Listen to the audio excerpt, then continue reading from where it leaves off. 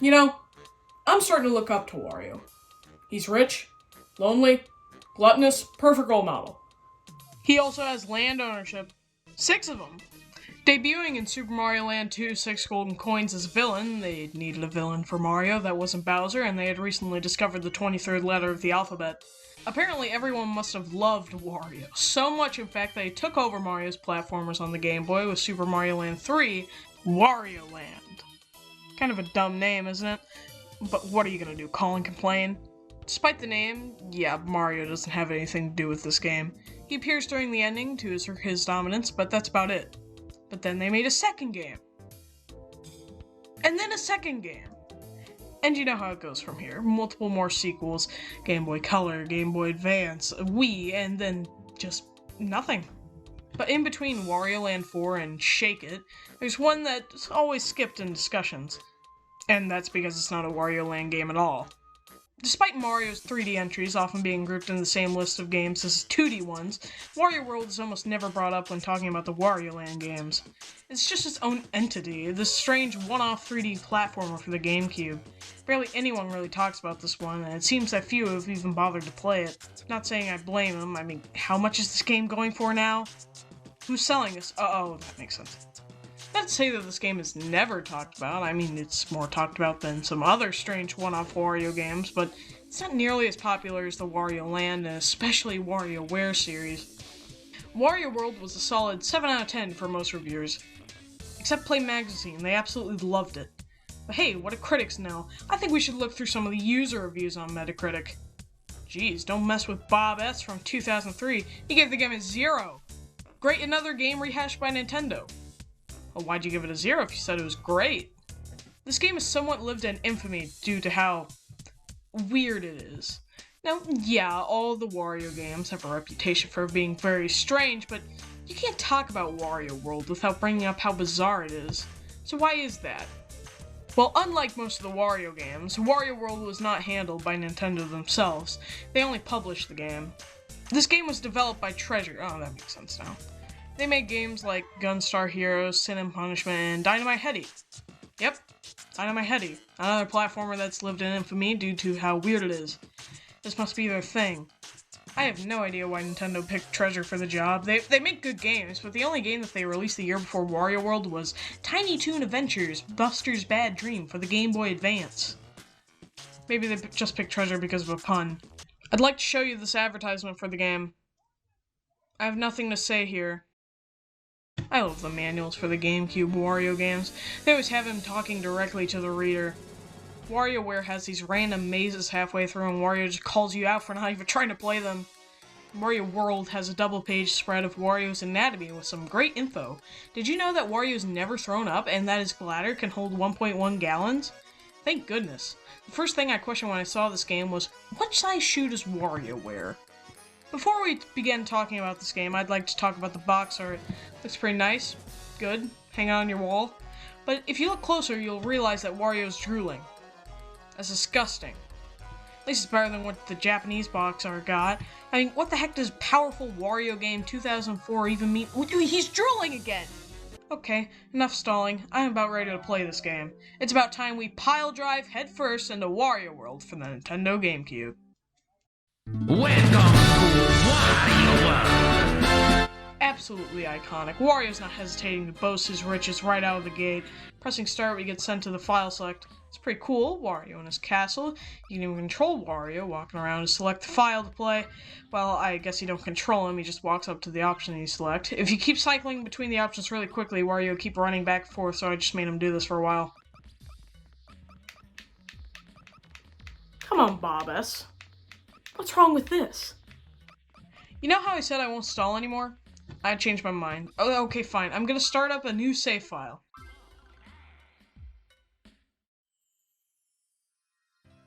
So the game begins with this spooky text explaining that this evil black jewel that caused mayhem was sealed by these spriteling creatures thousands of years ago. But a greedy, oblivious Wario recently comes across it and takes it for its jewel collection, reawakening the black jewel and its evil powers. Then we cut to this.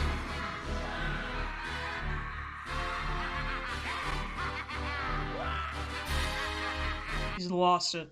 Is this what rich people do all day? Oh, maybe. Well, the Black Jewel interrupts Wario's maniacal laughter, turning his castle into a strange new world, stealing his treasure, and locking up the Spritlings for Wario to save. And as soon as we get into the game itself, Wario picks himself right back up and is ready to go on his quest. He doesn't even stop for a second to think about what happened, wonder where he is, get upset about his entire life's work getting ruined. Nope, he just gets right back onto his two legs and sets out for adventure. I think we should all strive to be more like Wario. See? Role model.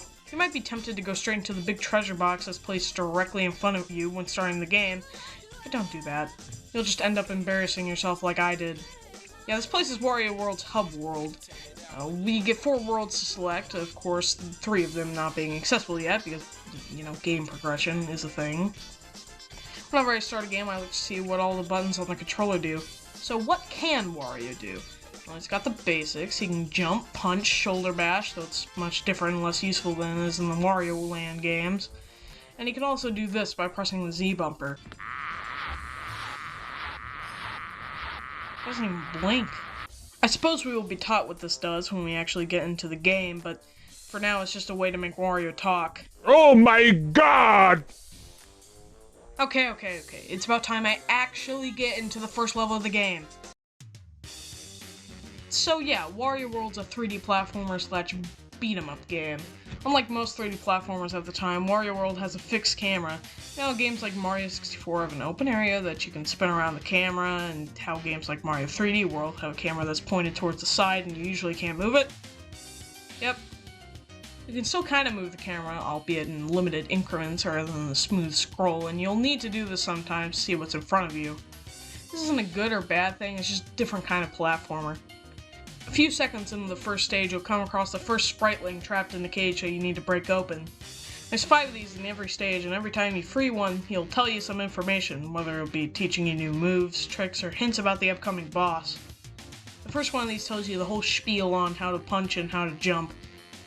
How do you think I got up here? So every level in Wario World is a straight shot to the end, but what makes it somewhat unique is the sheer amount of collectibles to grab on the way to the end. The Spritlings are just one of them. We've also got these heart fragments. There's 8 of these in each stage. They're used to build the statue of Wario, and once you've collected all 8 and built the statue, you'll get an extra half heart added to your health. You'll either find these laying around in the open, or you'll find these in the trap doors. Whenever you see one of these, you'll have to ground pound by pressing R after jumping. You'll get sent to this challenge room. They often have a little puzzle or platforming challenge to complete. Every single one of these has a red gem at the end. Much like the heart fragments, there's 8 of these in each stage, but you'll actually need these to finish the stage. At the end of the level, there's another trapdoor that's guarded by the statue that needs a certain number of gems to open. The amount of gems you need increases as you go through the game, starting with 3 and ending with 6. Don't worry, there's one more collectible. The treasure, yeah, treasure, haha. There's these color buttons with a W on them. How kind of the Black Jewel to put Wario's branding on these. Anyway, whenever you punch or ground pound or throw an enemy at this button, it'll activate the treasure of the same color.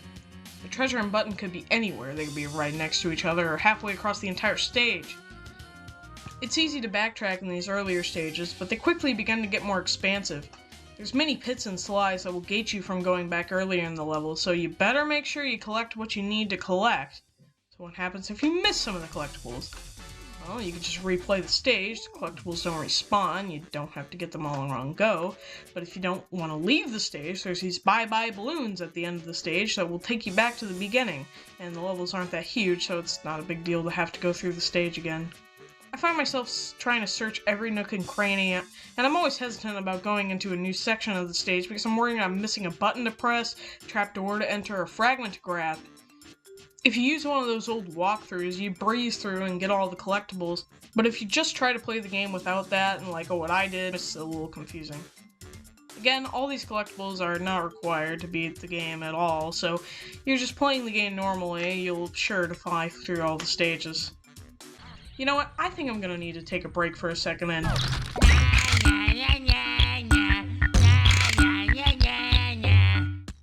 Oh, Wario. If you know anything about this game, it's probably the pause screen and its music. What a game, popular for its pause screen. The best part is that the game actually has a useful pause screen. It shows you all the collectibles you need to grab, so just about every time I collect a treasure, I'd have to pause the game for a second to make sure I wasn't missing anything and get Wario Blast in my ears. It's hilarious, but the funniest part is that if you sit here listening to Wario's song for 50 minutes and 39 seconds, Wario will apologize and stop singing the song. Sorry. Oh, how kind. Well, I may as well continue. Or wait, maybe I should...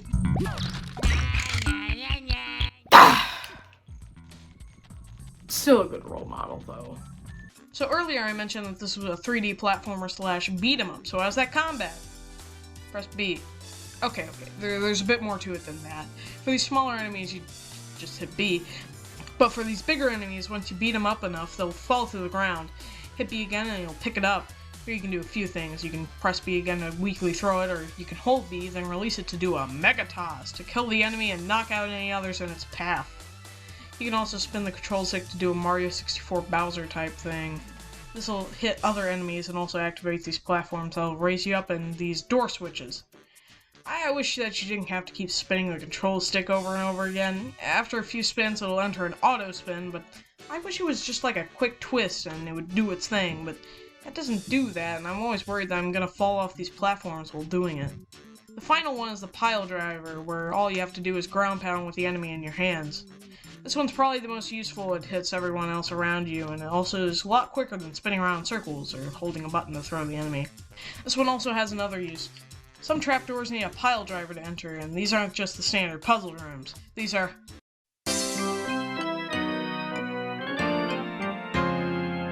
not floating block platforming challenges. What is it with these GameCube platformers and floating block challenges? But luckily, these are a lot better than Super Mario Sunshines. They're shorter, and whenever you fall off, you don't die or anything. You don't even lose health. The only punishment is that you have to start the challenge over again. Oh yeah, there's another punishment. You have to hear this over and over again.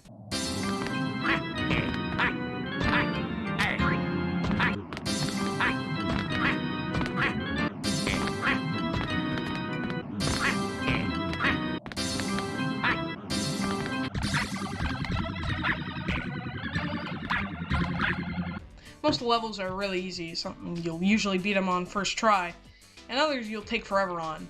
Again, they're not that long, except for this last one, which is this huge obstacle course, but it's honestly not that hard. Just use the camera to your advantage and take your time. It's pretty easy, if you ask me. Anyway, back to the main game. Whenever you kill an enemy, coins come out of it. Now, of course, you can just collect the coins by walking into them, but there's another way to do it. And that's what this weird mouth is for. It'll suck in the coins into Wario's mouth. Okay, I'm sure that's not healthy. Oh, I almost forgot. Wario's never thrown up. He'll be fine. But what's the point of collecting these coins? Well, Wario World doesn't use lives. Much like modern games like Super Mario Odyssey, after you lose all your hit points, you'll get asked if you want to continue. And if you say yes, you'll lose a certain amount of coins, and much like the required amount of gems, the price increases as the game continues. Pretty hilarious. Wario doesn't even die or anything. He just gets right back up on phase. You can also use these coins to get back some extra health from these things. Whenever you see one, punching it spits out some garlic for Wario to collect in. It takes away however many coins the price is. The more you use these in a level, the higher price it gets. But the most annoying thing about these are that whenever you're low on health and you want to restock completely, you'll have to hit these over and over again and wait for the animation to end. Oh yeah, you also have to deal with enemies that sometimes appear right next to these. I wish you could just keep punching it over and over to get all that you want and move on with life, but no! Also, since activating these things requires the same button as defeating enemies, sometimes you'll accidentally activate one of these when you don't want to. I mean, how did I even do it that time? There's a wall between us! Oh well, at least the game has the decency to give you some health back. And since there aren't any lives in this game, you'd think falling down a pit would just put you a step back and take away some health, right? Right? Nope! Instead, you're thrown into Unithorn's lair, a top-down maze in which you have to break these crates and find the exit. Only one crate has the exit, and all the others have bombs. So you're gonna have to blindly break all of these boxes until you can leave. While you're doing this, there's these ghosts that are following you around, and whenever you touch one of them, they take your money. There's also water in these, which also takes your money. There's no losing damage in these rooms. There's only losing your fortune. The mazes are different in every level. This is fine in the earlier stages. They're all pretty basic and easy to navigate, but they quickly become a chore to deal with. They're actual mazes now, with water surrounding the entire thing. It's hard to navigate with these boxes and ghosts in the way, and you'll lose so much money. Sure, you can pick up the money that you lost, but I almost never did that because I just went out of this mess. So you end up leaving the place while losing a lot of money. This will be fine, passable, if some of the levels didn't just have pits all over the place. But we'll get to that in a bit. First, let's talk about the enemies. At first glance, it seems like there's a lot of variety in enemies, with different ones in different stages, but they're all the same and reskinned. You've got this small guy and this aforementioned big guy, but you also got this one that has a club, this bird, and this Blastoise-looking guy who shoots out these bombs. Why do they have faces? It's not like all the bombs even look like this. There's the ones in Unicorn's Lair that have a really goofy drawn-on face, but this... Why? I don't know who made the decision to have these creepy faces on these bombs, but I really wish that the person who chose that would go in. There's some enemies that are exclusive to certain levels, but you'll mainly just be fighting these 5. And sometimes you'll be fighting them in this enemy arena. Yeah, for some reason there's these arenas that when you pass by them forces you into a minute-long battle in which enemies are thrown at you in waves. Once you do one on a stage, you could never do it again. Not sure why this is here. It says that you can do it to get more coins, but there's coins everywhere, and enemies already respawn normally, so I don't know. Most of the time this would happen, and I would just be annoyed more than anything. Likewise is with the crystal enemies. Much like the enemy arenas, these appear once or twice in the middle of the stage as kind of a mini-boss. Their faces have this sun design that Nintendo really liked reusing around this time. These spawn smaller enemies that you can use to throw at its face. They also shoot out attacks depending on whichever color it is. There's red, yellow, and blue. After 3 hits, you can pick it up and toss it like a regular enemy. So those are kind of a mini-boss, but there are actual mini-bosses that you'll find in these stages. These will gate your progress until you beat it. There's a skeleton hand, a tree, and this one that was really confusing to me. As briefly mentioned before, every one of these stages features a boss battle. These are one of the most iconic parts of the game, mostly because of how weird the boss designs are. The first one's this green goblin looking dude, and Wario's completely unfazed. Wow, Wario doesn't even care. Stares into the face of danger with confidence. Perfect role model. Anyway, this guy, you literally just punch him until you can throw or pile drive him into the ground and get one of his hit points down. Basically all the bosses are the same, just hit the enemy until you can pile drive it, but they're able to change how you hit the boss. But they also change their design. The boss in the 3rd level is this weird, untextured flying doll that makes this weird laugh. Genius. It scares the kids and makes you want to kill the boss that much more. While most will consider that boss to be the weirdest, the strangest in my opinion is this monstrosity known only as Winter Winster. Just... ugh. His attacks don't help his case either. There's just one part where the camera gets really close and his eyes turn red. You're supposed to face away from him during this part, but if you don't...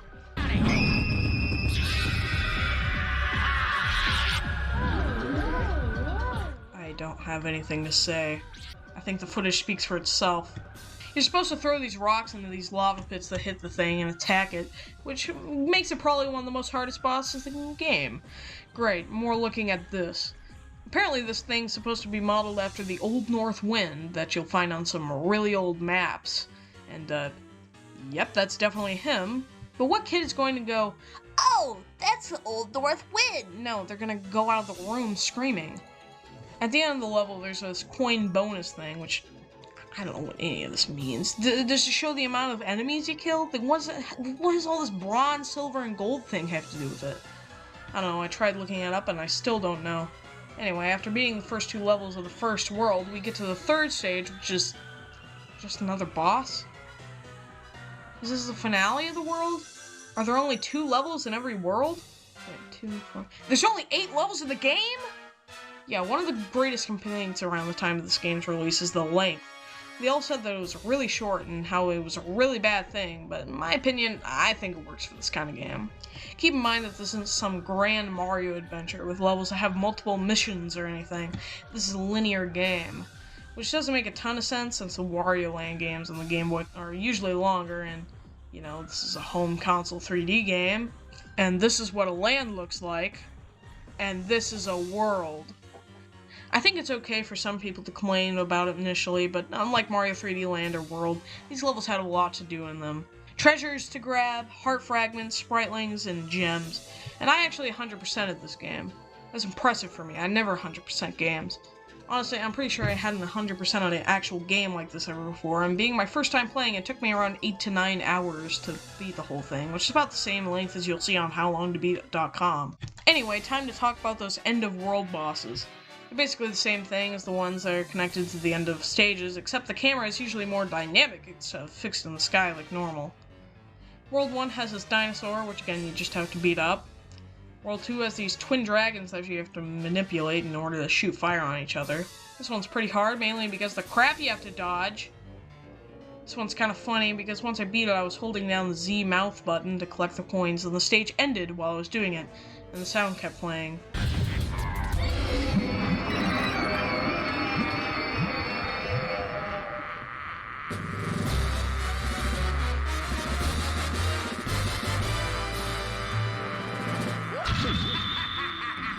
The World 3 one's just weird. It's this bowl thing that has red underwear.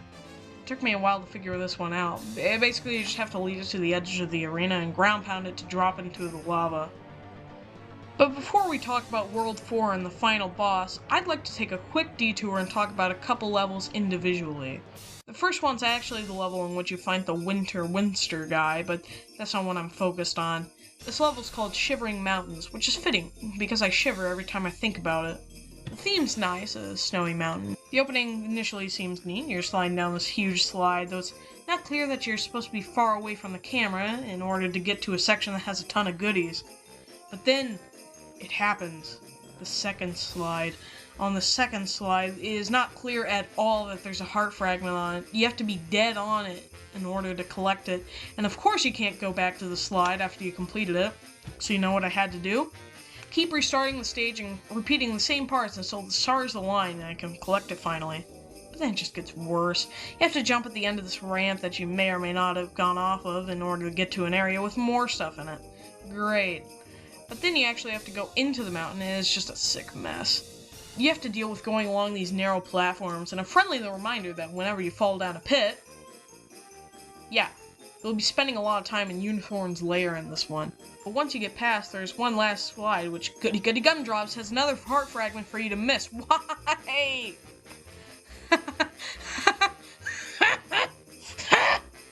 With the last one, at least you could use the camera to see where the thing was before going down the slide, but here you don't even get a chance. It's either you get it, or you don't. Keep retrying. Afterwards, you get the spooky blue head boss, but I'm not going to talk about that again. I think we don't need to talk about that again. That was in the game's third world, so let's talk about the final one. The second to last stage is in a mansion, which has you manipulate the camera in order to use these mirrors and see exactly what you're doing. Other than that, it's actually really easy. The final level is desert themed, which at first confused me, but it makes sense. Wario is hunting for treasure. This is a pyramid, which usually has treasure in it. The actual level's pretty hard 100% though, but I guess that's expected for the final challenge.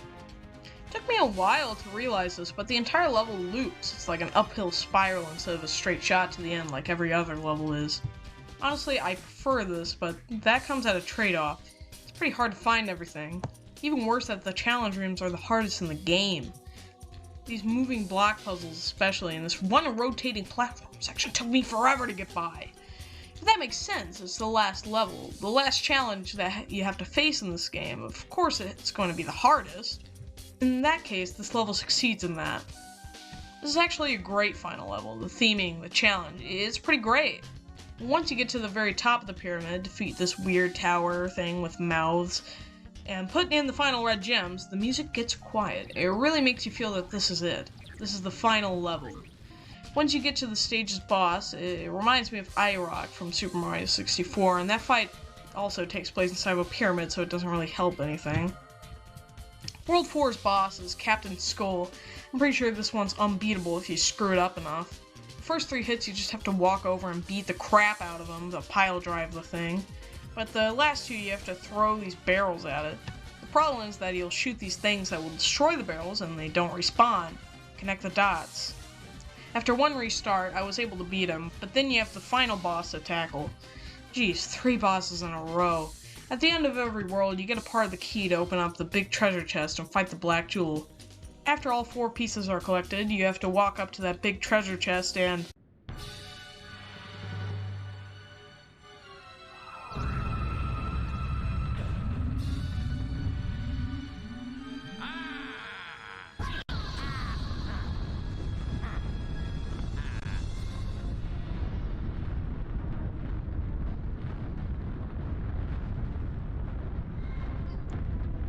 the Black Jewel is released, turning the hub world into the arena for our final battle.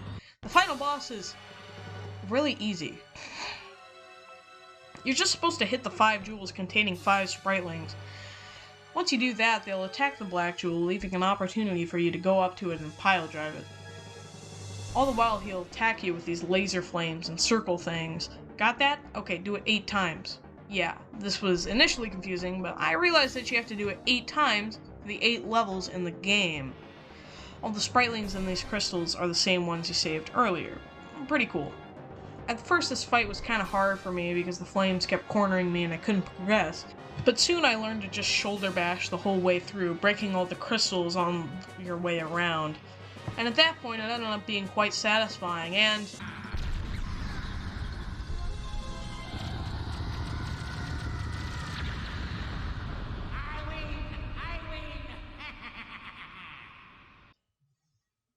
yeah. Funnily enough, if you're playing the Japanese version, which released almost a year after the rest of the worlds, you'd actually get a second phase of the battle after the first, which is completely different. It's basically the same as the whole punch the enemy until you can pile drive it thing, and it only takes 4 hits, but it makes the fight more cool because of all the attacks I can do, and the phase actually does have unique music. They also made the previous phase harder with more crystals to break. There are some more changes between these versions. Not only does the Japanese version include the second phase, but also has bug fixes, different background in one of the challenge rooms, and an actual gameplay demo when you would just wait around on the title screen. I would say that this is the best version of the game that you should absolutely play, but of course, yeah. Anyway, back to the game. After landing the last hit on the Black Jewel, Wario is sent to a white void? Was the entire universe erased or something? Wario's faced with all the spritelings that he saved, or their cages if he didn't save them. Anyway, this one explains that the world is saved, and the spritelings can rebuild Wario's castle if you collect enough of them. You know how they rebuild it? Maybe get an architect, an engineer, I don't know. You know how they rebuild it? They dance!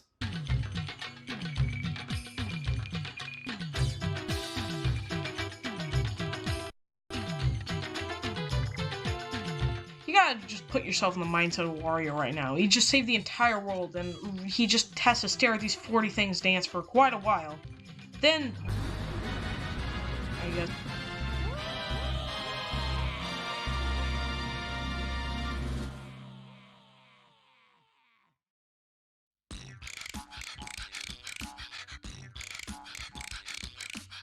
it's up to the imagination? Oh no, that was just a strange cutaway. After the credits, we finally get to see Wario's castle.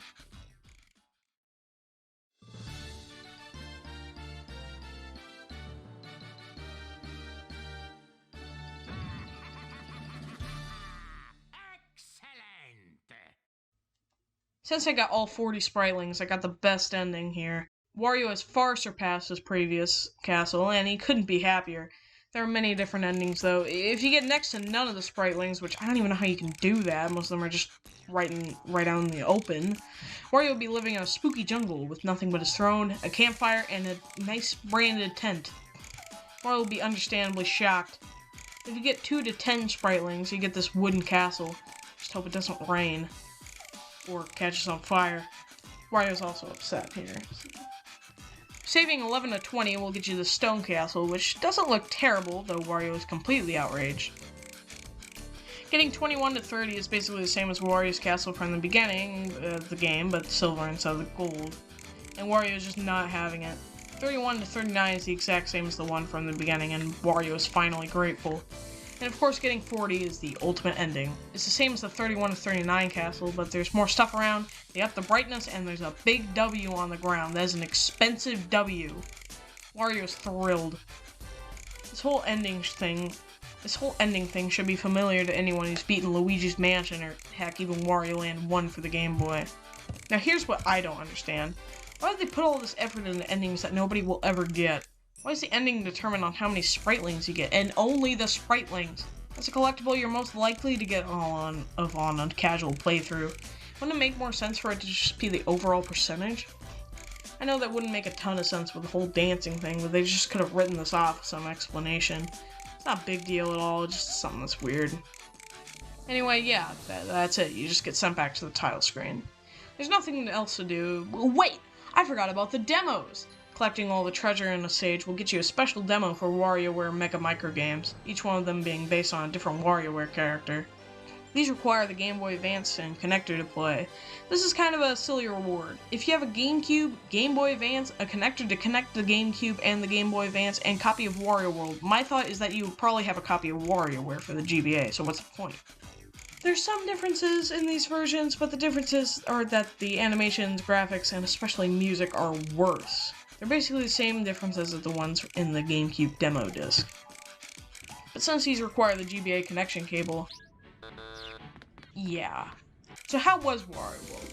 Well, it's great. I know there were some nitpicks, but they don't really bog down the game experience at all.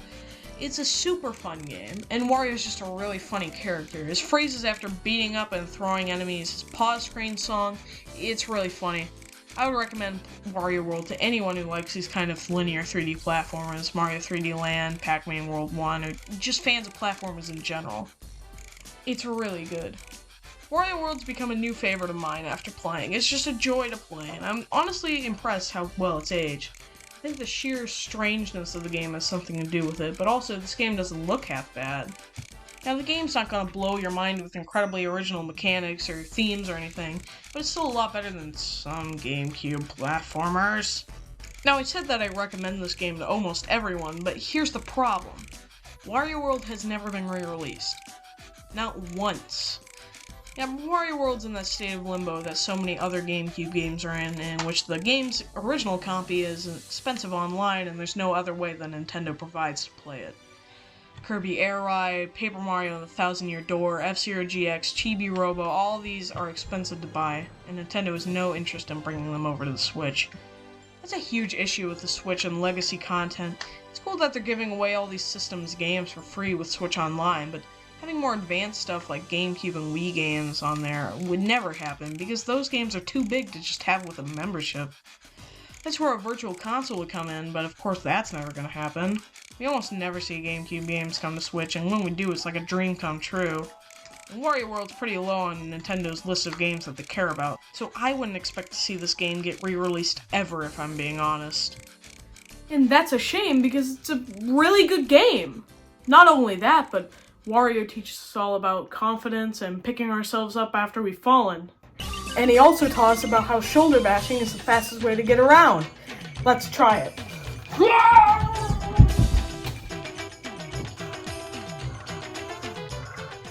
I'm number one!